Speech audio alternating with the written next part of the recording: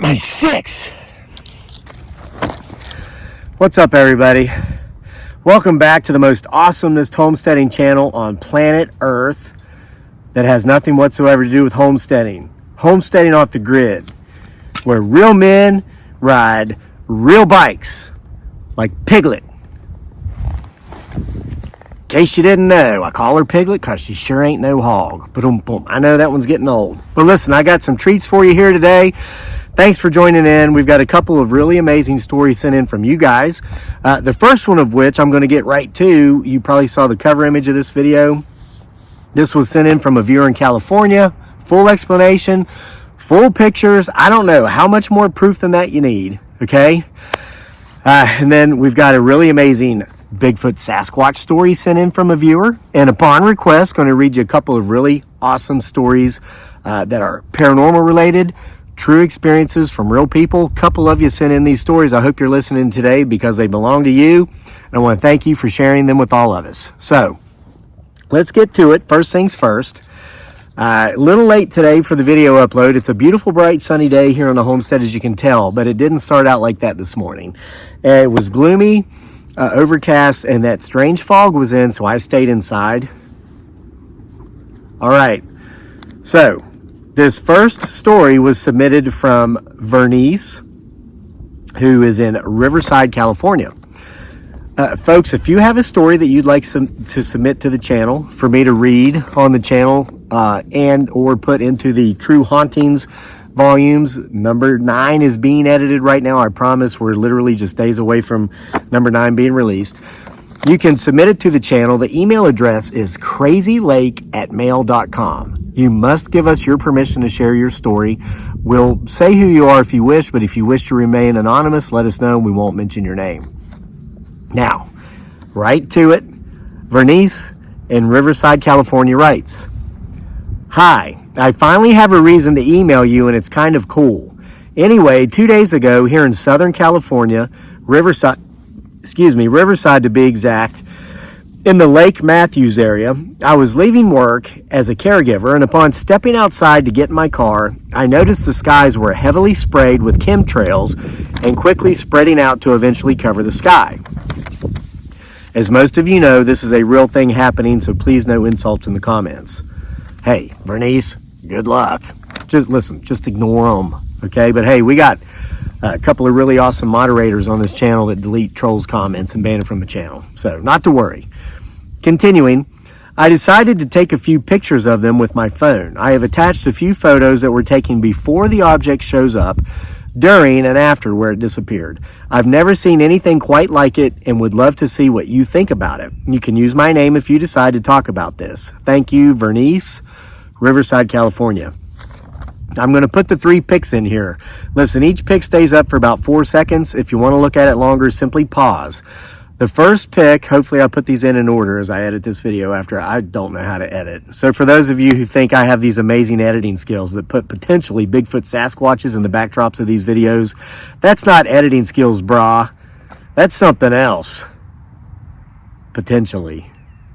So anyway, the first one shows the chemtrails in the sky without this object. The next one will show the chemtrails, and look towards like the bottom right hand portion of the image, you're going to see some odd looking, like a metallic plasmoid type orb object. And then in the third and final picture is the enlargement that Vernice sent of that object. Look at this and let me know if you think any of this is normal. Go.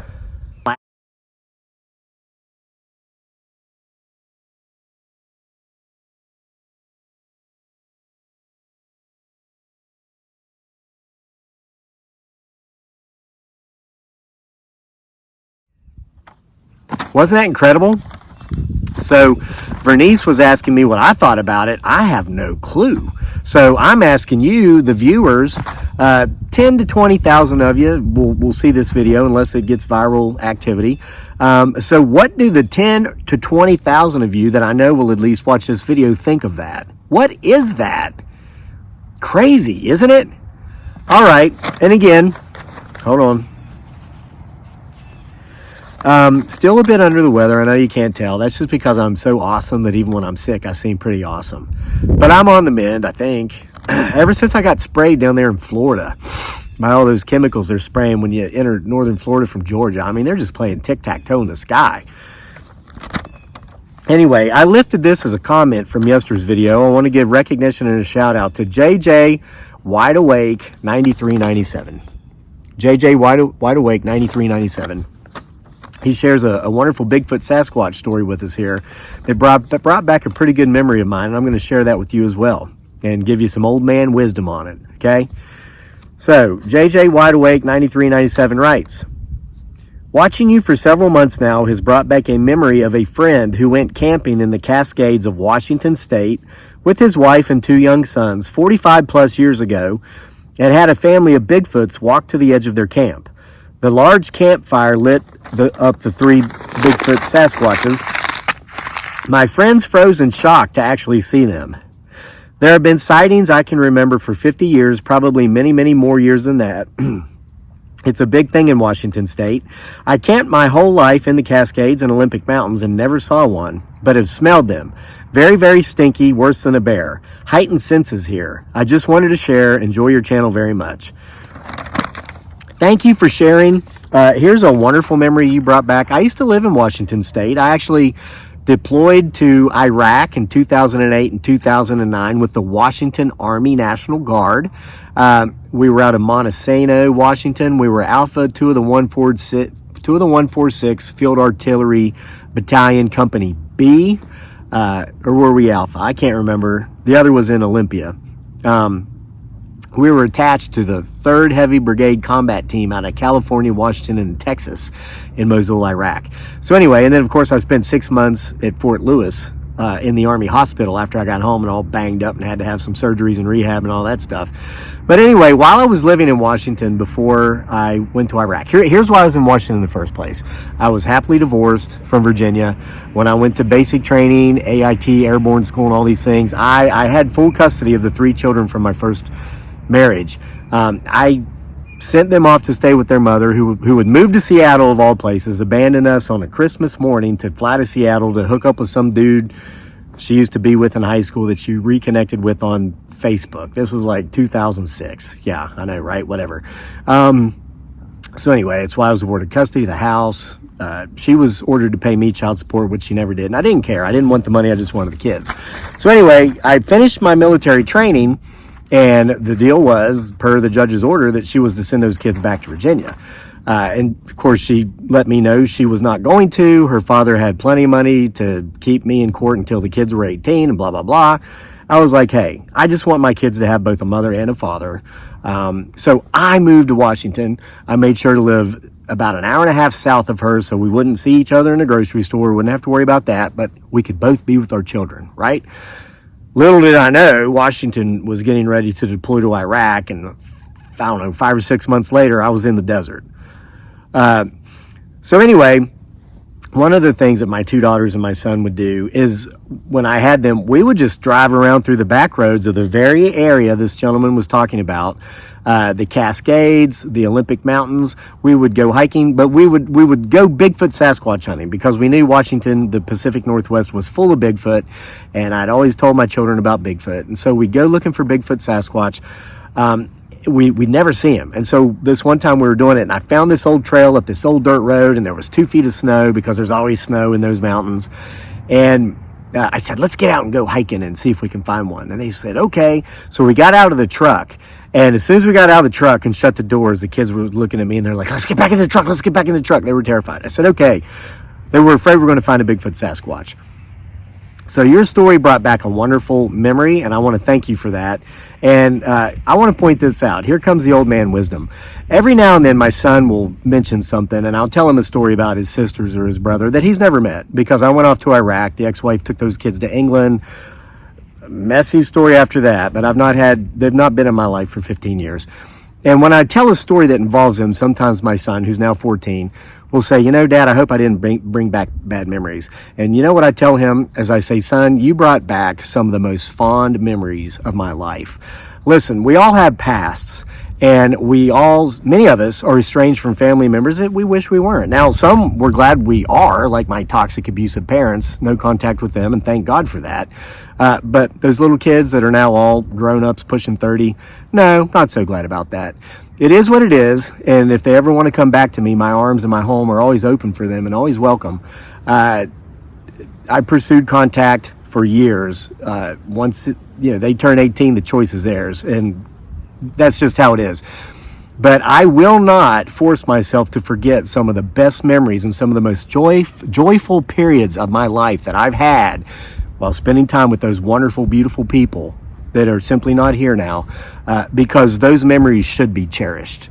We should not go back and erase mentally just large swaths of our life because it didn't turn out the way we wanted it to.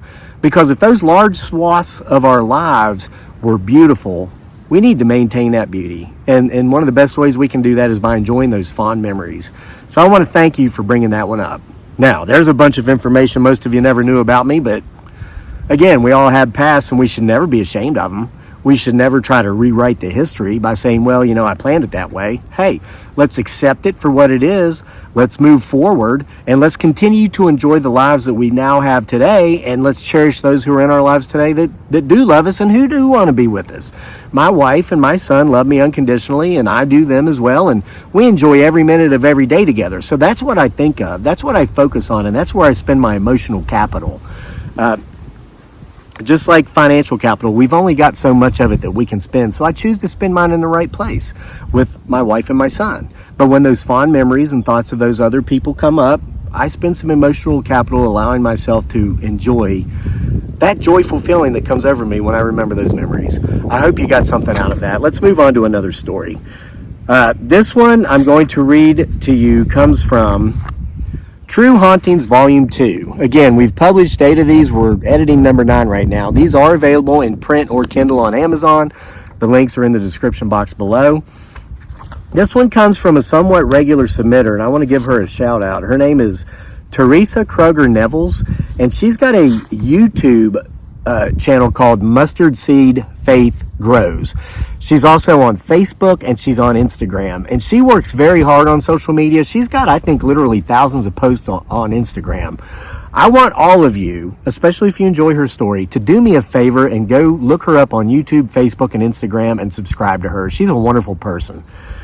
She submitted a story years ago called The Tree Bark Monster, and it reads thus. Back in early 2007, I managed to get out of another bad relationship. Ironically, my first ex-husband and my ex-monster-in-law were the ones to help me. They basically brought me and my 1-year-old son to my parents' house and shamed them into letting me stay there. That's a whole other story I won't bore you with. The house I had been staying in with my boyfriend was an old small farmhouse. It was a rental. There wasn't any decent insulation. We also discovered the wiring was bad when part of my 12-year-old's video game system got melted. Emotionally, I was in a bad place. I knew I needed to get out of the relationship, but I had nowhere to go.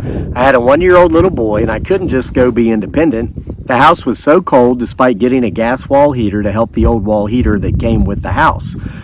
One day, while my toddler was taking a nap, I laid down. As I lay there, I felt a presence behind me. I had been praying for a way out. At first, I thought it was the presence of my pawpaw. He would be so ashamed of me right now. The whole living out of wedlock, etc. Dark, gloomy, and condemning thoughts filled my head. I was suddenly creeped out by the feeling of that presence behind me. I jumped up off the bed to look behind me, but saw nothing. This happened a few times during the 1 month I lived there. I went to wash the dishes and remove my engagement ring and, as always, put it on the windowsill. By this time, my little one woke up.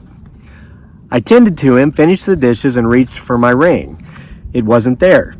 I looked all around. Nothing, of course. My possessive and insecure boyfriend noticed immediately that I wasn't wearing the ring. I explained what happened, but he went on and on about me not caring about his ring. A few days later, I was reaching for a towel on the top shelf of the bathroom closet. I felt something that wasn't a towel. I took it and saw that it was the missing ring. To this day, I do not know how it got there. It was not a place I would have ever put it. I don't know if there was something evil lurking because the house was cold and had the creepy feeling in it, or if the ring magically moved from the windowsill to a top shelf in the bathroom. A couple of months after leaving my boyfriend and moving in with my parents, I was asleep in the middle of the night when I heard a sound. I woke up thinking the coons or possums were in the carport. I heard the sound again. It was coming from the window. When I looked through the slightly open blinds, there was a figure standing there outside. It had an evil, ugly face. Its body was made of what appeared to be tree bark. It had arms and I assumed legs because it was standing. I froze and said something about Jesus and it was gone. Eventually, I went back to sleep, convincing myself that I imagined the whole thing. I told my mom about it the next day. She told me I must have been dreaming. Maybe I had been. A few weeks later, I was outside at dusk, that thin veil time. Something moved in my peripheral vision. I looked, and there it was, just briefly, mind you, the tree bark monster. In my head, that's what I had called it the first time I saw it in the window. I saw it a few more times off and on. I mentioned it to my sister, who, like me, is an empath, but also gets premonitions. She told me that she had a friend who has seen this same tree bark monster before. This friend had been going through some bad things. Myself, I was struggling with depression, and my father constantly reminded me of what a loser I was. He and I have since gotten past that in his old age. Congratulations, Teresa, I'm happy for you. However, during this time, I was struggling with intrusive thoughts of suicide.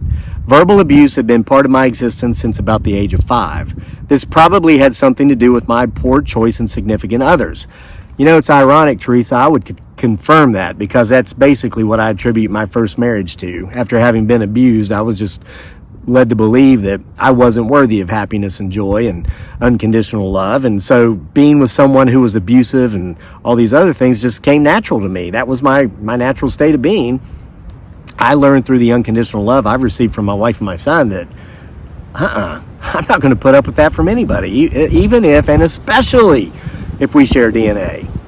I mean, folks, sometimes you got to go through it to learn about it, you know? Continuing with her story, years later, after I'd remarried and moved to that haunted island in Maine, remember that story I sent? I do, it was in a previous volume. I took my daughter to the Stonington Opera House to see the movie Maleficent. In the movie, there are these tree creatures. I had almost forgotten the tree bark monster until I saw those. Now, mind you, they weren't exactly the same. Those movie creatures' bark were browner, whereas the one I saw was a grayer bark, similar to the bark of the trees in my area. So, when things are moving in the background of your videos, it's possible there could be a tree bark monster lurking during the thinning of the veil. Or someone in your neighborhood could be in a dark place. Again, that's from Teresa Kruger Nevels, aka Mustard Seed Faith Grows, here on YouTube and on Facebook and on Instagram. Please support her. And folks, I'm actually going to have to cut this video a little bit short. Let's see how long is this next one. You know what? I'm going to read it. One of my wife's friends has come to pick her up, and she's an hour late, and so I came up here to do work I intended to do an hour ago. But we had to wait on her, and no offense if you're watching this, you're my friend, but you made me wait an hour on you. You guys can wait another 7 minutes on me before you leave. All right, because she's waiting to give me my hug and my kiss. We never part ways unless we hug and kiss and tell each other how much we love each other. And then when she gets back, or if I'm gone and I get back, we just run into each other's arms as if it's been months, not hours. Hey, some people think it's hokey. I call it true love. We've been together 15 years and it feels like we just started dating. And her love has helped heal that hole in my soul. The story I told about my kids, remembering about that Bigfoot thing, the first thought that came to me after I had that memory was, my gosh, if they watch me on YouTube, I bet they think I'm crazy. And then my second thought was, well, what about them? And my thought was, I hope they're happy. And I can only feel that way because of the unconditional love I received from my wife and my son. Now, let's make my wife and her friend wait 7 more minutes so I can read you a story that was submitted anonymously, giving proof that, hey, just because you submit your story anonymously doesn't mean we're not going to read it. Yeah, it was submitted anonymously. It's called Unhallowed Ground. And you probably hear the wind whipping up behind me. Watch for movement, okay? When the wind stops. That's how they like to hide. Hi, Kevin. I love your YouTube channel, Homesteading Off the Grid. It really is the best homesteading channel on the internet that has nothing to do with homesteading. See? Told you. It's not just me that says it, brah. And when I need a laugh, I check out your Facebook page, Sick Twisted Humor. Yeah, check that out. Sick Twisted Humor on Facebook. That's us too. I tell a lot of jokes there. I love your jokes, and I have no idea how you're able to tell them while keeping a straight face. Probably because I just don't understand most of them. All right. You have my permission to use my story in any way you like. I simply ask that you keep me anonymous. I'm not concerned with people thinking I'm nuts. Like you, I'm 50-ish, and I stopped caring what people thought about me years ago, if I ever cared. But I want to remain anonymous for my family's safety. This story came out locally about 20 years ago, and we had people coming from several states away to trespass on our property to go ghost hunting, and it took more effort than we cared to put into it to get it to stop, and I don't want a repeat experience of that. My family and I live on 50 acres in southwestern Pennsylvania.